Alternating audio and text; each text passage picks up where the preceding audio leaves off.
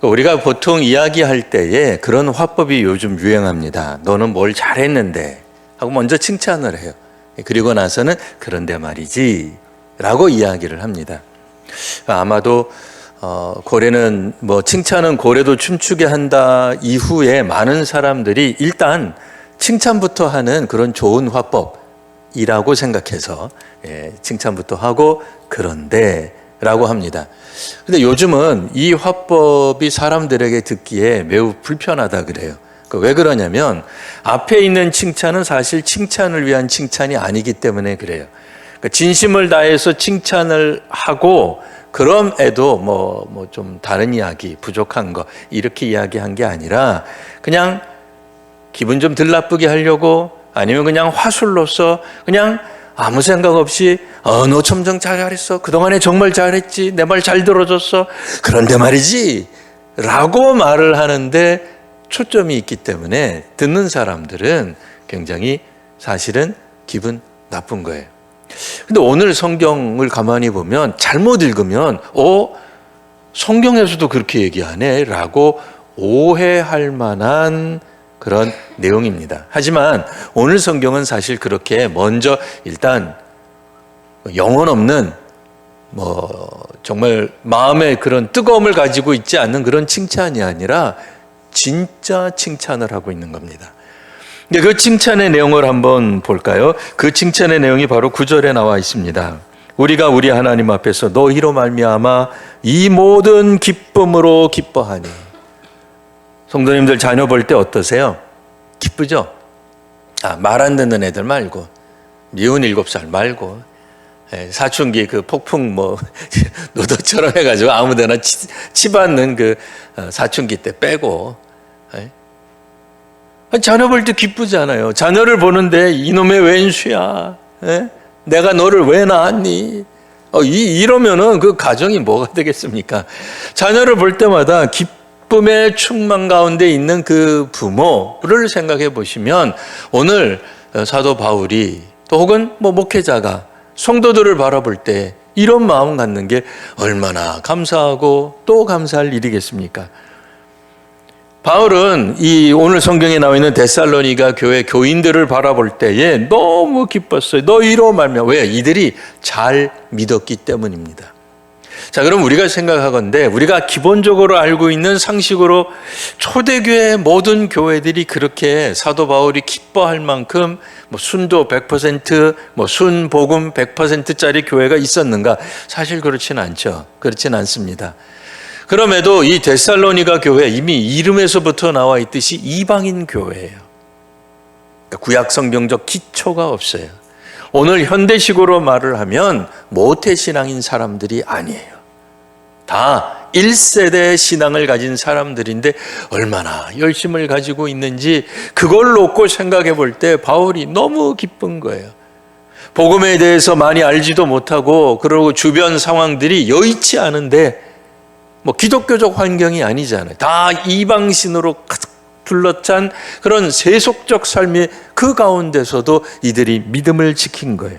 그래서 뭐라고 이야기를 합니까? 너희를 위하여 능히 어떠한 감사로 하나님께 보답할까? 바울이 감사가 나오는 거예요. 사실 우리도 자녀 양육을 할 때 기쁜 거 하나 하고 그 다음에 나와야 되는 게 감사가 나와야 돼. 근데 애들을 보면서 감사가 안 나오고 우리는 뭘 요구하죠? 주문이 나옵니다. 이렇게 살아야 돼, 저렇게 해야 돼, 학원 가야지, 성적 내야지, 대학은 기왕이면 서울에 있는 대학으로 가야지, 입사를 하려고 그러면 그래도 어느 정도 중견 그룹 이상을 가야지, 결혼을 하려면 이 정도 배우자를 데리고 와야지. 감사가 별로 없어요. 그건 못 미치니까. 부모의 그 높은 기대에 못 미치는 거예요. 부모가 가지고 있는 자신이 못다 이룬 꿈을 자신에게 심지어 투사시키는 부모들도 있어요. 그러니까 자기의 꿈을 자녀들에게 대입시키는 거죠. 왜? 자녀는 또 다른 나니까. 사랑이라는 이름으로. 이러면은 자녀를 볼 때 감사가 없어져요. 사라져요. 불평만 나와요. 이씨, 저 누구 탓? 우리 다 해봤잖아요. 남편은 누구 탓? 다 아시죠? 부인은 누구 탓? 그러고 나오는 거예요. 당신 집에서 뭐 했냐 말이야. 당신이 밖에서 돈이나 벌어줬지 애한테 신경 쓰면 적 있냐 말이죠 하면서 불평만 하게 되지 감사가 안 나와요. 신앙도 마찬가지입니다. 만일 교육자가 성도들을 향해서 물론 기쁘죠. 예수 잘 믿는 거 보고 기쁩니다. 근데 감사가 없어. 목회자가 장로님이나 권사님이나 안수 집사님들을 볼 때마다 그냥 분통이 터져 죽겠어요. 그냥 왜 저렇게밖에 신앙생활 안 하는지, 왜 나오라 하면 안 나오고, 왜 딴소리 하는지, 뒤에서 이상한 소리나 소문이나 내고 막 열이 받아가지고 살 수가 없어. 그러면 뭐가 되겠어요? 이거 콩가루 집안이죠. 그거는 콩가루 교회죠. 그러니까 상대방에 대한 감사가 있는 거. 근데 이게 가짜냐? 아니, 진짜라는 거예요. 그러니까 조금 전에도 말을 했듯이 사도 바울이 한바탕 교인들에 대해서 훈계를 그냥 팍 하고 내리려고 그래 잘했어 좋아 라고 거짓말로 지금 일단 칭찬부터 해놓고 그러나 라고 이야기하는 게 아니라 그랬습니다. 그렇지 않습니다. 사도 바울은 진심으로 믿음의 사람들을 바라보면서 그래도 신앙 가운데 있는 게 기뻐 보이는 거예요. 이뻐 보이는 거예요. 네. 그리고 이들을 바라볼 때 정말 감사가 있어요.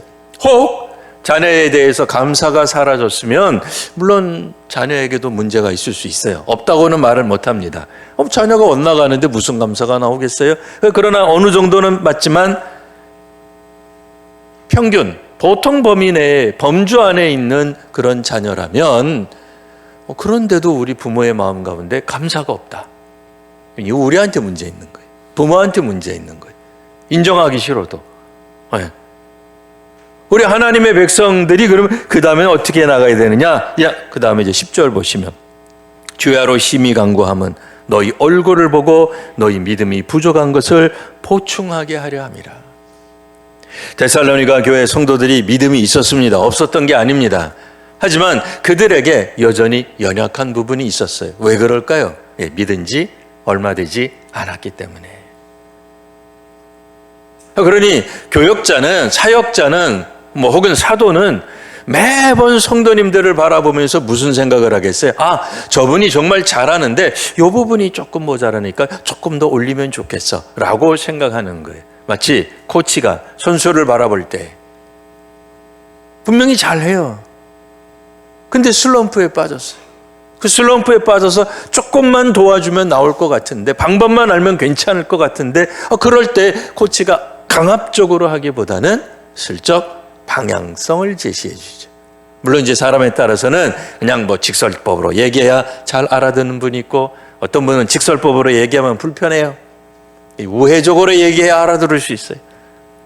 똑같은 얘기 뒤집으면 어떤 분은 우회적으로 얘기하면 영 못 들어요. 못 알아들어요. 무슨 얘기하는 건지, 저 코치가 왜 저러는 건지, 좀 나보고 뭐 하라는 건지, 언제 나한테 명령이라도 했나? 충고라도 했나? 엉뚱한 소리예요. 그러나 어떤 사람은 그렇게 해야 잘 들려요. 지금 저거 나보고 들으라고 하는 얘기구나.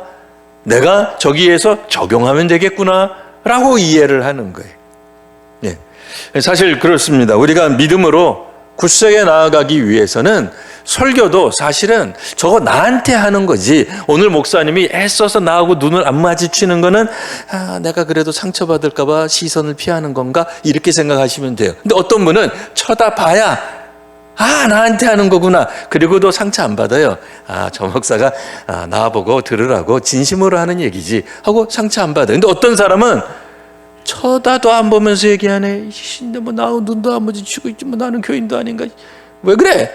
라고 하는 사람이 있어요. 또 쳐다봤다고 문제 삼는 사람도 있어요. 왜 쳐다봐? 한 번은 안 쳐다보더니 왜 쳐다보냐 말이야. 내가 그렇게 무지한 성도였어요? 왜 나 쳐다보면서 나 들으라고 하는 거요? 뭐요? 근데 다시 한번 말씀을 정리합니다. 하나님이 나에게 하시는 말씀이라고 안 들리면 그게 은혜가 되겠습니까? 하나님이 저거는 저 아무개 장로에게 하는 얘기야. 얘가 아주 뻔대를 보였어. 목사님 오늘 설교 정말 잘했어. 왜? 꼴 보기 싫은 아무개 장로 들으라고 그렇게 침튀겨 가면서 설교하시네. 아싸! 물론 이런 걸로 은혜 받는 사람은 없는 줄 압니다. 예. 근데 은혜가 안 되잖아요. 나한테 주시는 말씀이겠고, 나랑 시선이 마주쳤던 안 마주쳤던 오늘 저 말씀은 나에게 하시는 말씀이다 해야 은혜가 되는 거예요. 근데 귀를 막아요. 마음을 막아요. 그러면 아무 소리도 안 들리는 거예요. 오늘 찬양대에서 찬양했잖아요. 그 찬양 가사가 누구한테 올리는 거예요? 하나님께 올리는 거죠. 아까 기도할 때도 했습니다만, 저 밑에서 찬양대원이 스스로 그 가사를 안 믿어. 믿지도 않아. 근데 하나님 앞에 찬양 올려요. 은혜가 돼야 안 돼요? 될 리가 있나? 되는 게 이상하죠. 본인들이 찬양하는데 안 믿어, 그 가사를. 이대로 될 줄로 믿습니다. 나의 신앙 고백입니다. 이게 내 노래입니다. 그냥 회중들 너희들이나 들어라 하면서 하는 거냐 말이에요. 듣던지 말던지. 왜? 저 똑같으니까. 듣던지, 아니, 들으실 수도 있고 못 듣지 말라는 뜻이 아니에요. 혹 못 듣는 성도님들이 있을지언정 우리는 나의 신앙을 노래합니다잖아요. 그러니 목사가 설교 죽서도 자신이 찬송 잘했으면 그날 은혜 받을 만큼 받고 가는 거예요. 네? 자, 믿음이 부족한 부분이 우리가 없는 게 아니라 있다는 걸 아는 거예요. 그래서 그 믿음의 부족한 부분에 대해서 리더는, 부모는, 목회자는 항상 신경을 씁니다. 그리고 12절에 보시면, 자, 주께서 우리가 너희를 사랑한 것 같이 먼저는 목회자가 성도를 사랑해야 돼. 부모가 자녀를 사랑해야 돼. 사랑함 같이 너희도 피차간에 모든 사람에 대한 사랑이 더욱 많아 넘치게 되기를 바랍니다. 라는 게 사도 바울의 오늘 메시지예요. 사실 그렇죠. 일단은 우리들 자신부터가 사랑하고 있어야 됩니다. 부모가 먼저 사랑해야 됩니다. 오늘날에는 평등사회이기 때문에 이런 표현들이 부적절하게 보일지 몰라도 내리 사랑입니다. 그러니까 더 많이 사랑하는 사람이 양보할 수밖에 없어요. 어떻게 생각하세요?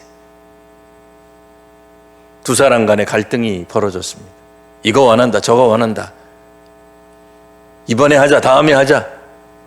더 많이 사랑하는 사람이 양보합니다.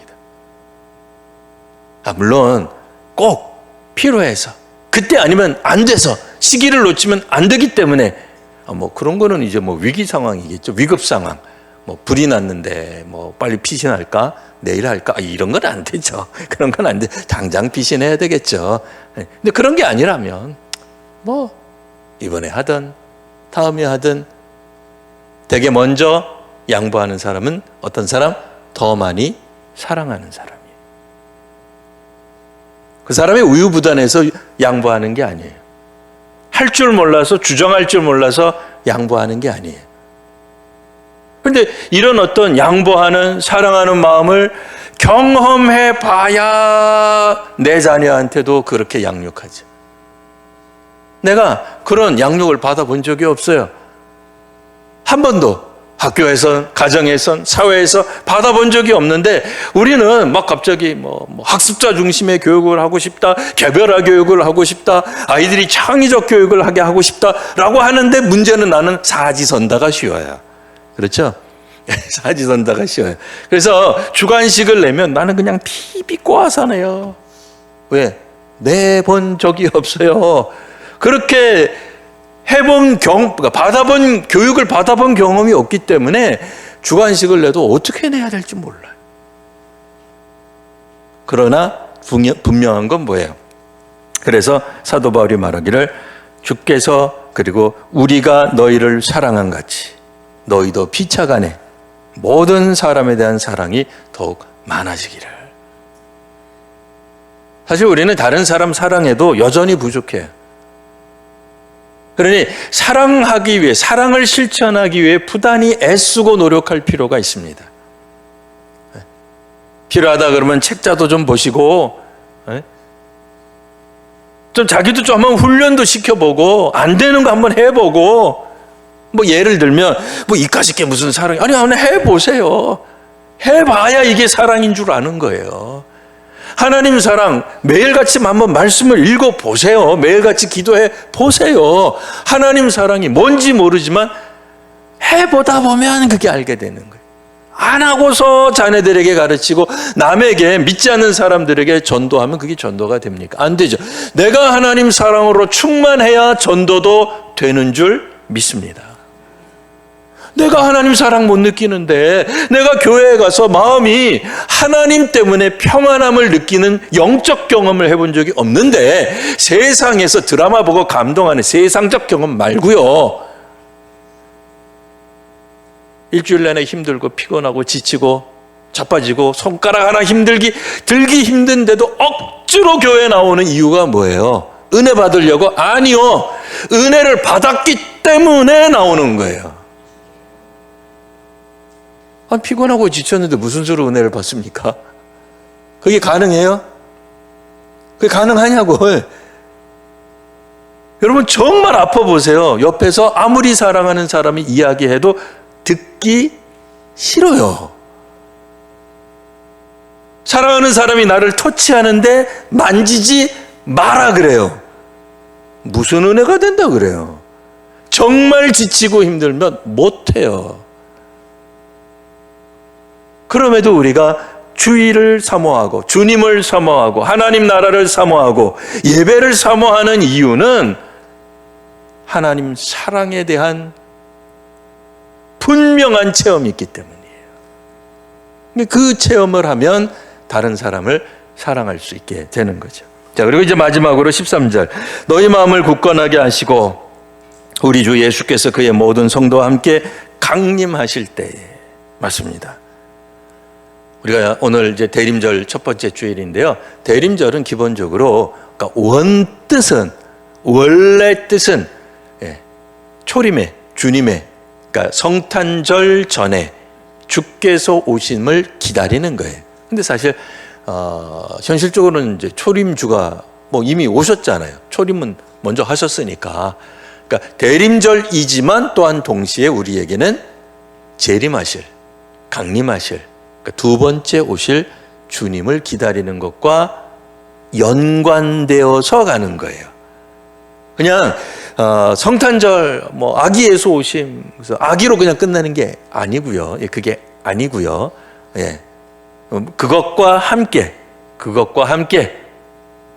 주께서 오심을, 강림을, 재림을 기다리는 신앙. 자, 오늘 우리 교회는 어떤 교회가 되겠습니까? 13절 하반절에 나와 있는 것처럼 강림하실 때에 우리 성도님들 한 분 한 분이 우리 하나님, 우리 아버지 앞에서 거룩함에 흠이 없게 하시기를 원하노라. 목회자가 바라는 게 있다고 한다면, 뭐 어쨌든 제가 목회하는 동안 혹은 목회를 통해서 지금 이 시간에 주께서 오신다면 우리 교회 성도님들 다 들림 받기를 원하는 거죠. 그거 말고 뭐가 있겠어요? 물론 뭐 아플 수도 있어요. 힘이 들 수도 있어요. 절망에 빠질 수도 있어요. 사업이 잘 안 될 수도 있어요. 물론 뭐 잘 될 수도 있습니다만, 그러나 우리가 놓쳐서는 안 되는 게 뭐냐 말이에요. 그건 다 강림하실 때에 우리의 거룩함에 흠이 없는 거죠. 네. 실제로 주님이 오십니다. 주님 오실 날을 우리는 확실히 믿습니다. 대림절뿐 아니라 뭐 그 밖에 다른 절기에서 우리가 강조 많이 못하니까요. 대림절 때 많이 강조하게 될 텐데요. 주님의 오심에 대한 이 신앙이 다시 한번 우리 한국교회가 회복되어야 할 믿음인 줄 믿습니다. 이 믿음, 주께서 강림하실 때 오늘이라도, 뭐 너무 옛날 같은 질문이긴 합니다만, 오늘 주께서 나를 불러가신다 할지라도 하나님 나라 들어갈 소망으로 가득 차는 우리 귀한 성도님들, 저와 여러분 모두가 되시기를 바랍니다.